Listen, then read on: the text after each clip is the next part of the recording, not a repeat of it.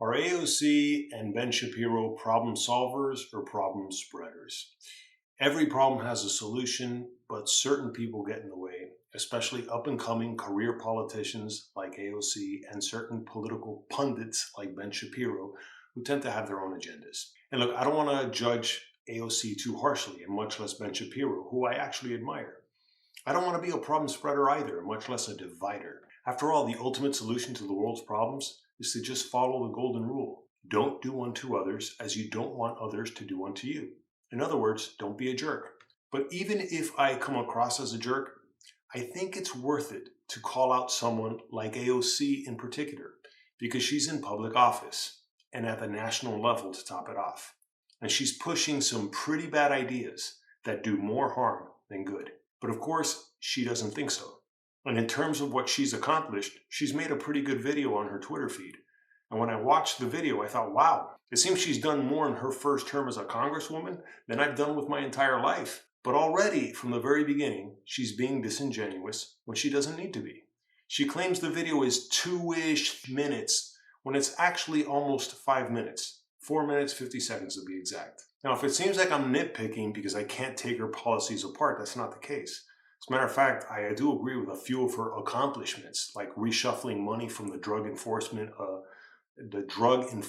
Agency to other programs, which is true. I am not a big fan of the DEA. But the fact that she already has to begin with a little lie, when she could have easily said, here's everything we've done in under 5 minutes.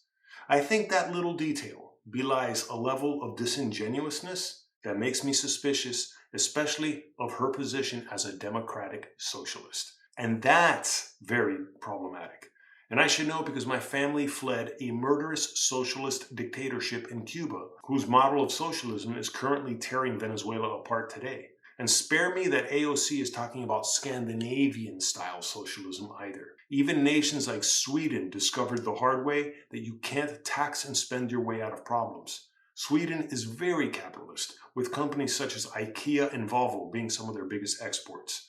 And AOC continues to push dangerously false narratives and deflects the criticism by blaming everything on white supremacy, racism, imperialism, sexism, even capitalism, while not calling out the hundreds of violent riots last year during 2020 that destroyed many small businesses and devastated numerous cities like Minneapolis, Portland, Seattle, to name a few. And even then, she's continued pushing the idea of defunding and even abolishing the police and stating that the protests were working, even though 30 people died as a result of the riots in the name of George Floyd, and the lie that keeps getting pushed about black men being systemically targeted by racist police officers. In 2019, less than 20 unarmed black men were killed by police, yet almost twice the amount of unarmed white people were killed by police in the same year.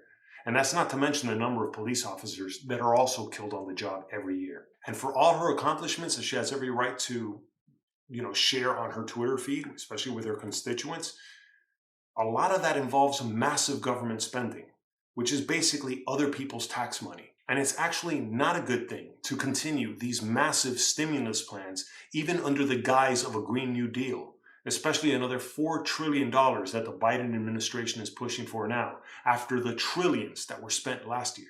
Everything has a cost.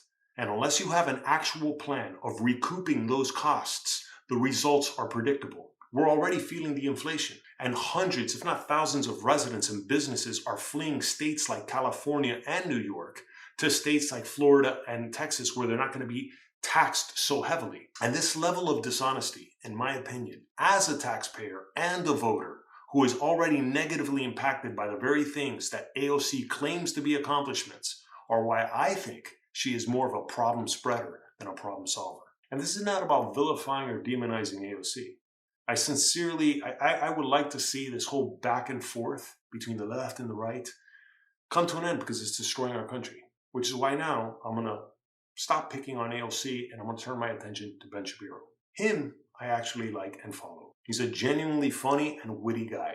But that whole sneering, snarky, snapback approach to reducing your opponents to the point of tears, which you can get as a mug if you pay for his podcast, I don't think this helps solve any problems either. And there's been so much back and forth between AOC and Ben Shapiro for years now, especially when AOC claimed to have Jewish heritage and Ben Shapiro called her out on anti-Israeli policies that she seems to support. And as of late, this video regarding immigration is what made me realize they're not only not solving the problem, they're probably making things worse. So when I watch a video like this from Ben Shapiro, hoping to be informed as to what exactly is the solution, I just see more of the same back and forth. Though I do have to admit, he is a pretty funny guy. I mean, I love this thing that they did with the Terminator at the fence.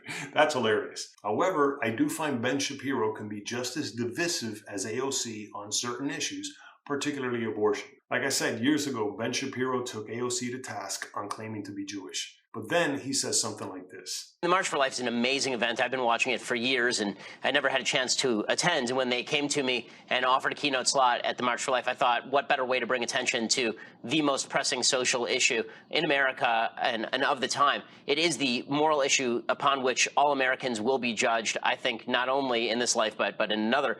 And that's when I was like, oh, good Lord. Not that I believe in one, because I'm atheist, even though I grew up Catholic, which is why I'm atheist. But nonetheless, growing up Catholic, I remember abortion was such, in my opinion, a needlessly big deal to so many people, especially since it does not affect your life. And that's where the whole conservative religious nonsense also needs to be called out from the right. And in no way, shape, or form am I making fun of Ben's Judaism. I'm very pro-Israel. No, the problem I and millions of people see, and I would assume AOC would agree with me on this, is the continuing push to make abortion illegal again. It's why so many evangelicals turn to someone like Trump as their political savior. And considering Trump has been married 3 times and has even cheated on his 3rd wife with overpriced hookers, it makes me wonder how many abortions has he personally paid for. And again, this is who evangelicals decided was somehow doing God's work. This is the problem with religious ideas. And making abortion illegal again would affect millions of people's lives in very negative ways. If single women, or sometimes even married couples, decide to get an abortion, that's nobody else's business to decide but their own.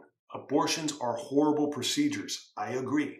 And if you want to convince people of avoiding getting into a position where they might have to consider an abortion, by all means do it.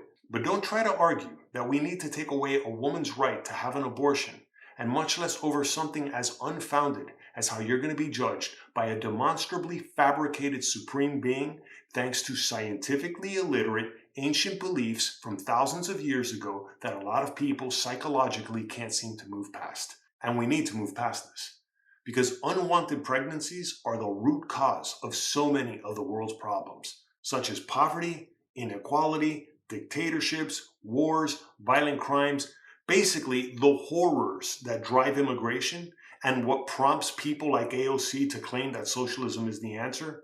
A lot of this is driven by unwanted pregnancies and overpopulation. And as a Latino who's a former Catholic, I'm painfully familiar with the religiosity that fuels so many poor decisions made by people who cannot afford to have another child, but they're somehow convinced that yet another child, even if it's the 5th one, that is just a sign from God. No, that's a sign that you're not using birth control. And there's a saying that many Hispanics like to say, which is, todos los niños nacen con un pan abajo del brazo. In other words, all babies are born with a loaf of bread under their arm. If there literally ever has been a child born with a loaf of bread under their arm, I hope it was surgically removed and people didn't start worshiping the poor child like they've done in India when children are born with crippling birth defects. How do we evaporate these predictably ruinous ideas from the progressive left, as well as the demonstrably false ideas from the religious right? How do we do this? I can only hope that my videos do their little small part. And by the way, we do need this push and pull between the left and the right. There's a time and place to be liberal and idealistic, and there's a time and place to be conservative and pragmatic. But it's not always easy to calibrate when is a good time to be liberal or conservative. And it becomes even more difficult with charismatic personalities such as AOC and Ben Shapiro, whose personal agendas manage to affect the very laws we live under and the conversations that we have in public. Thanks for watching.